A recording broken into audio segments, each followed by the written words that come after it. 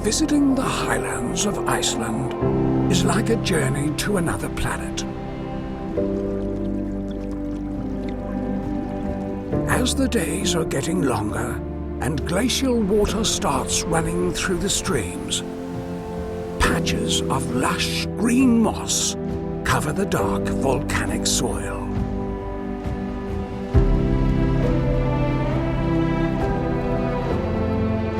And this is not the only sign of life. In early July, curious visitors from faraway places migrate to this remote spot of the island. Here we have one of the first of these two-legged adventurers who successfully journeyed on gravel and through rivers to the Highlands of Iceland. We have to be quiet, because so early in the season, this particular species can be skittish and a little camera shy. Skittish? Who are you kidding? Thank you, Sir David. I'll take it from here. You are most welcome, Joey. Most of Iceland's iconic places are seemingly located around Ring Road 1. But their popularity is to a good part thanks to their accessibility, because in the Highlands of Iceland you arguably find way more impressive locations that are an absolute paradise for hiking and stunningly photogenic.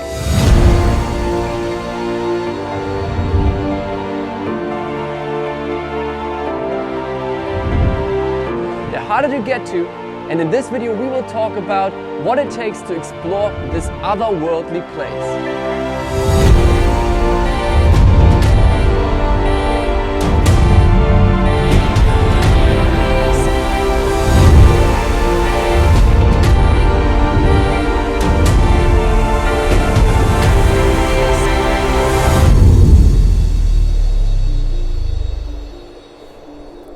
Now, the reason why I'm so drawn to Iceland is because it really gives you the opportunity to experience and be one with the raw power and beauty of nature while not having a lot of tourists and people around you. The sites around the Ring Road certainly can get very crowded, so these remote places are the perfect escape for anyone who is up for an adventure and feels home out in nature.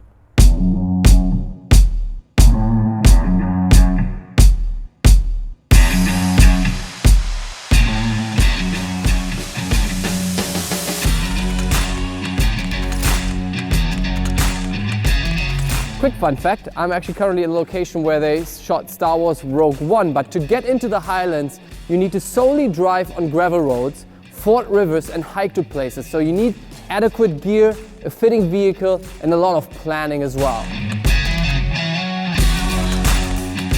Most of these beautiful places can only be accessed in summer. Some roads open in June, most of them open in July, but start closing in September. So check road.is for the latest update and current status of those roads. There's also this table, which I will link in the description below, that shows you the average opening time. So when you book your trip to Iceland, you know roughly when to expect what roads are open at what time. But also, there can be always a reason, for example, a flooded river or so, that just prohibits you from continuing. So build in flexibility into your plans, into your route, because you may have to turn around. Also very important, come prepared for the days you spend in the Highlands, because there are no gas stations and even less grocery stores around in the Highlands. There are actually no gas stations inside the Highlands, but a few outside.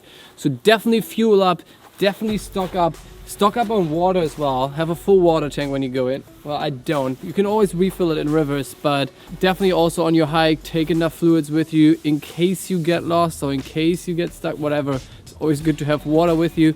And also layers of clothes. Very important in Iceland, always have some layers, because the sun can come out and it's getting really warm when you hike up somewhere.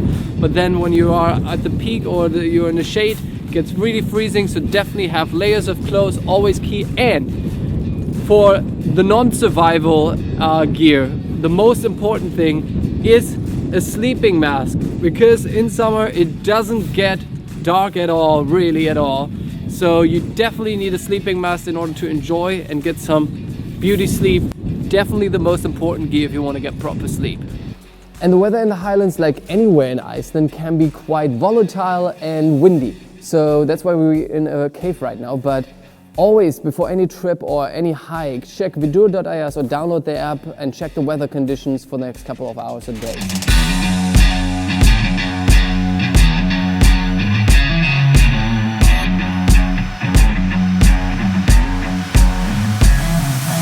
Through the Highlands you will get on so-called F-roads, which are the mountain or highland roads, which are non-maintained, gravel roads which are only open in summer, and two-wheel drive cars are forbidden on those streets. So when you rent a car or camper van, get a 4x4. Most rental cars have a sticker up front in the driver's cabin that tells you if you're allowed to drive on F-roads, and if in doubt, just ask your rental company.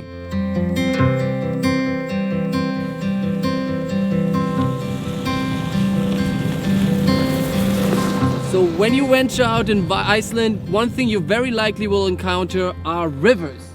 And crossing those rivers, the risk is always fully on your side. No insurance is covering this. Here we go, the River 1. And now the excursion bus has to pull them out. The damage can be quite expensive, in the thousands of euros or dollars, whatever you're paying. But if you know how and if you can cross the river, will mitigate the risk. The current and the depth of the rivers are constantly changing, actually even during the day. So you want to go early in the morning when the sun hasn't melted a lot of glacial water yet. But one thing you definitely want to do is plan your route and maybe even use a drone to figure that out.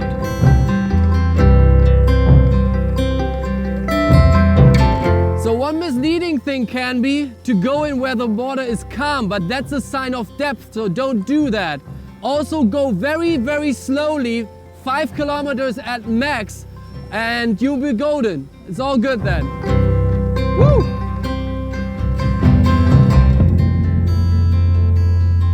Next tip, always go with the stream, because going against the current increases the wave in front of your car and the risk of your engine pulling in water. And motor damage is actually the most common cause here of damage on rental cars. And the 4x4 Happy Camper has actually a snorkel, so the risk is definitely reduced of water being sucked in by the engine.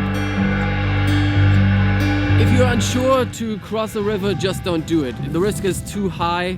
You can also wait for smaller, weaker cars. If they can cross it, you know, your chances are that you can make it as well. But obviously experience on how to cross a river counts as well.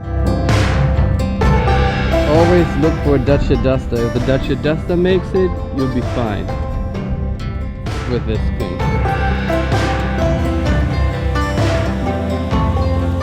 Also signs like this at rivers that indicate how deep it is, so that gives you a little bit of an indication, but most rivers don't have those, so you need to scope it out for sure. But always keep in mind, the risk is on your side, nothing is covered, it's not recommended to do it, so keep that in mind.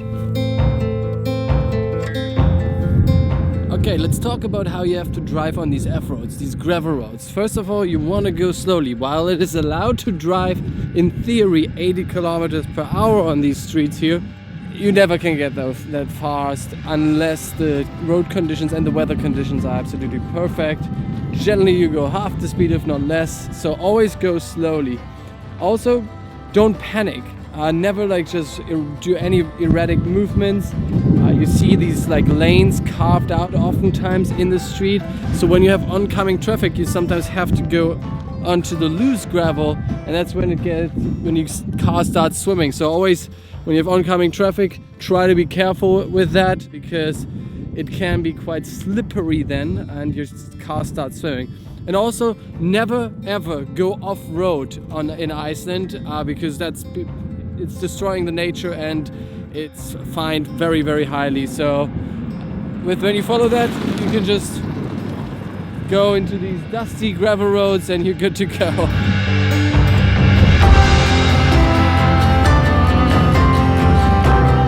Okay, there's one more thing, one more hazard you can encounter on the streets of the Highlands, and that's actually quite a cute one, and it's little sheep. They happen to be one of the top causes for accidents on the roads of Iceland in general, so keep an eye out, drive careful whenever you see a little white thing on the side. Actually also black sheep, they can be even more tricky to see because you may think that they are stones. So be careful, think about the sheep. So sheep aside, another sign that you come across quite a few times is this funny one here with the two bumpy cars. Blind head. This is mostly positioned when you can't see behind a hill and people rush over these hills, and so you may want to take those more carefully, slowly, because you can't see oncoming traffic when you see one of these here. Attention! And believe it or not, also in the Highlands there's tons of campgrounds and mountain huts, and some of the campgrounds have even showers, and if they don't, just jump into the next river or hot water pond. Whenever you think you're miserable in a camper van in the rain and it sucks, well, there's worse things. Oh my god.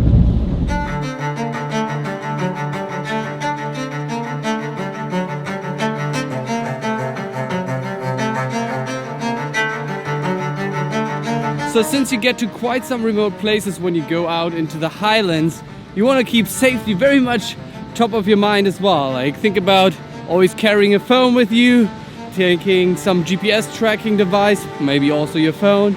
And there's also the website safetravel.is where you can leave your itinerary so that at least the authorities know where they could possibly find you if you get lost or something happens to you. So always a good thing to keep in mind. Iceland generally, I would say, is definitely good to travel alone, like be it if you're a guy or a girl, because it's generally a very safe country. Like, crime is very low here. The only danger really is your own negligence or stupidity of engaging with the nature. So if you're careful with that front, should be good to go.